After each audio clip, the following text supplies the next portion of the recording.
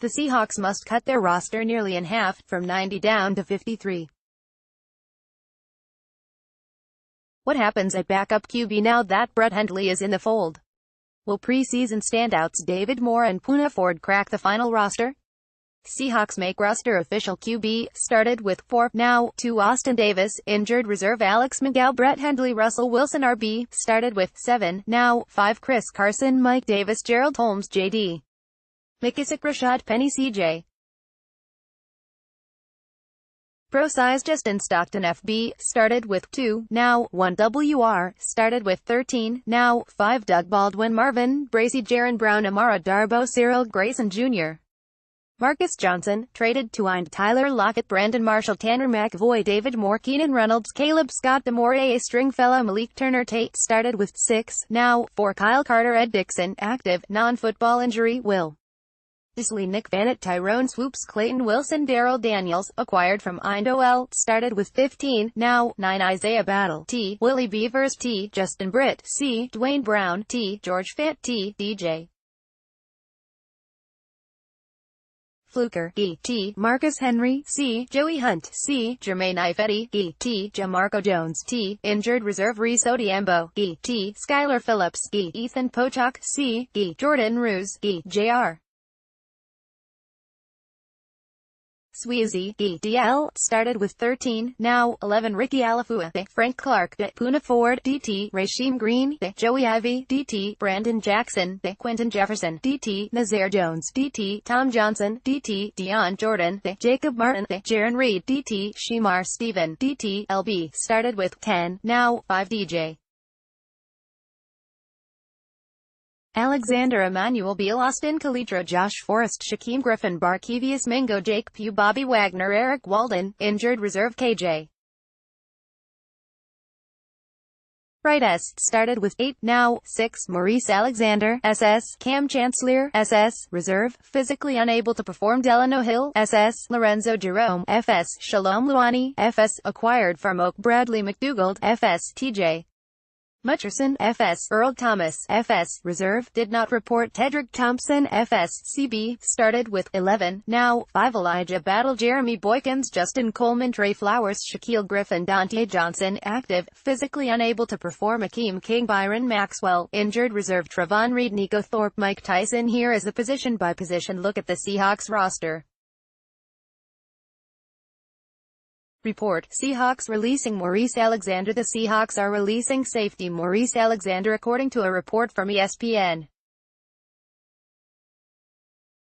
The move comes as a little of a surprise after Alexander played some weak side linebacker in the preseason finale against the Raiders, a spot where Seattle has no clear other players behind starter KJ Wright and backup Shaquem Griffin. Wright may miss the Denver game after having knee surgery last week, but Alexander may have been deemed expendable in the back end after the trade earlier in the day for Shalom Luani of the Raiders. Luani, Bradley McDougald and Tedrick Thompson appear to be 3 of Seattle's safeties, with it unclear who the rest will be at the moment. Report, Deion Jordan coming off PUP list. Defensive end Deion Jordan is being activated off the PUP, physically unable to perform, list by the Seahawks, according to a report from the NFL Network. Jordan has not practiced all preseason while dealing with a stress reaction in his leg,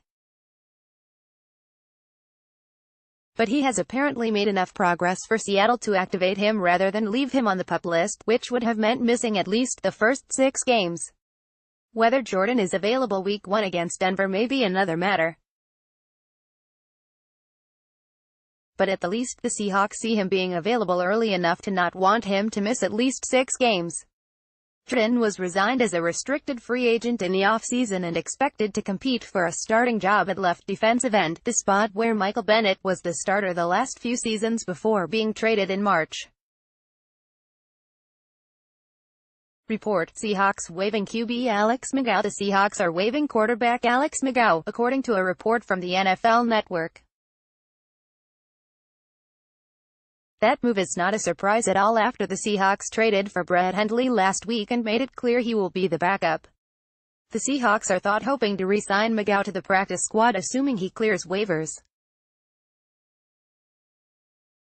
Seahawks trade receiver Marcus Johnson to Colts for former UW tight end Darrell Daniels. The Seahawks have traded receiver Marcus Johnson to the Colts for tight end Darrell Daniels, the Colts announced.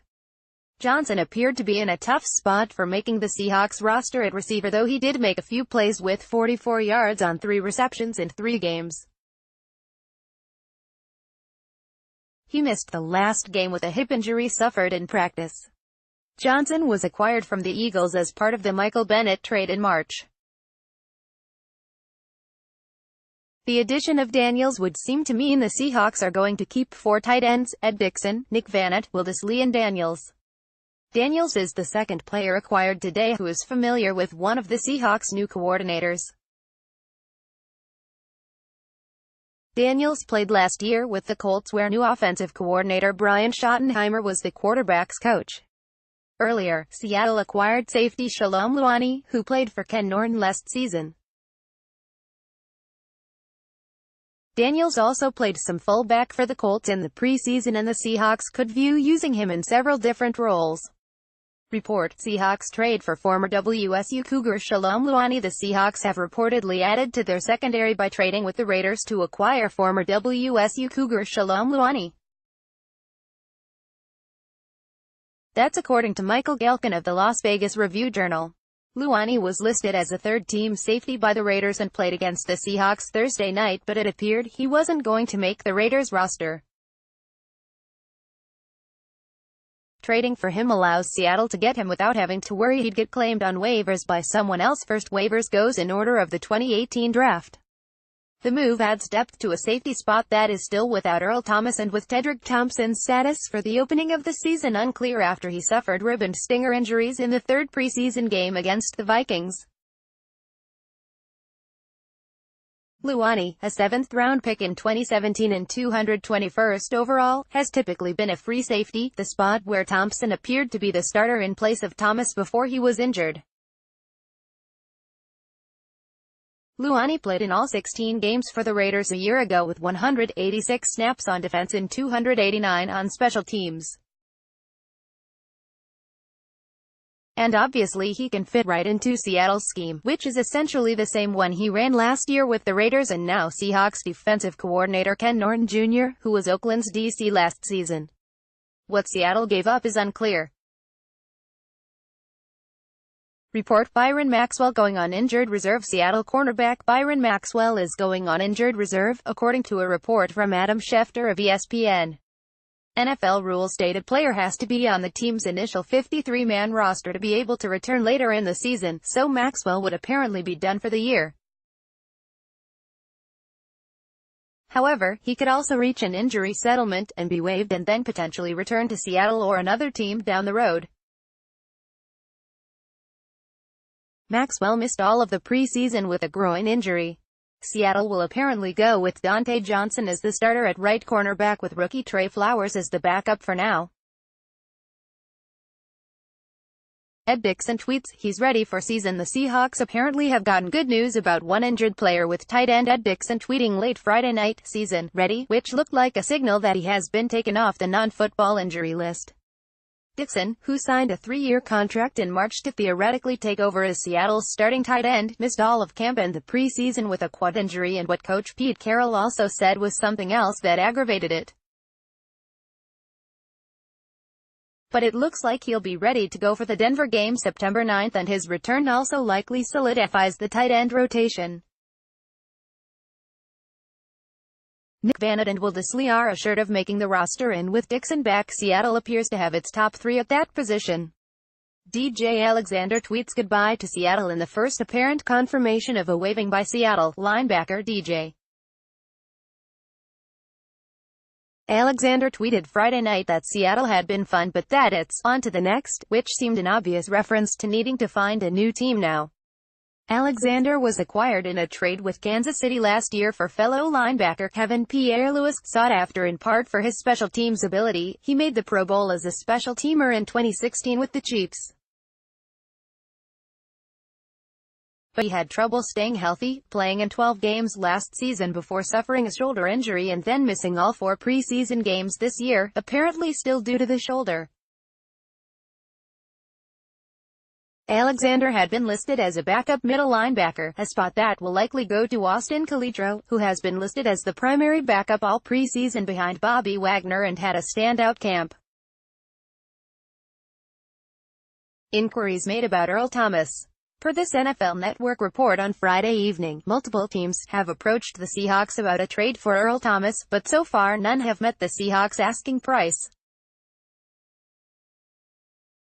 Here's what this could mean for the Thomas Seahawks stalemate. Seahawks keeping them waiting. As of 3:30 p.m. Friday, the Seahawks had announced no new cuts or other roster moves. That's not a surprise. The Seahawks always wait until the last minute if they can. More of a surprise is that none had yet leaked. Often a few of the early ones do, either through player tweets or leaks or agents letting it out, etc. But with nothing needing to be officially done until Saturday afternoon, maybe the Seahawks were taking more time than usual. Or maybe none of their moves had just gotten out.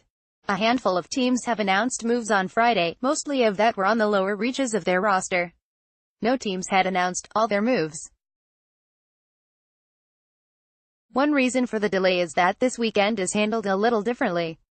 Usually, if a team sends a name of a player it has waived, other teams then have the next 24 hours to claim that player if they want. But during this weekend, waivers do not begin until 1 p.m. Saturday, Seattle time. The Seahawks are among the teams who'd rather give as little notice as possible to other teams about which players they may make available, since they usually want to get at least 10 of them back on their roster or on the practice squad, which can only happen if those players clear waivers. The Seahawks also like the ability to know at least some of the other players who are going to be available before they officially make their moves. So maybe there will be no big news for the Seahawks Friday. We're still waiting. Kicking things off so as of Friday at about 10:40 a.m. There had yet to be any news about cuts made by the Seahawks, or trades, or anything else. Nothing has to be done or announced until Saturday at 1 p.m. And trust us, the Seahawks will use all of that available time before making anything official, which is worth remembering. But a lot of stuff typically gets done on Friday. It was a year ago on this day that the Seahawks made the trade for Justin Coleman and the trade for Sheldon Richardson, sending Jermaine Kearse to the Jets in the process of the latter deal. So buckle up. We're settling in for the long haul here, and we'll pass along news as it comes, as well as instant analysis of any moves made.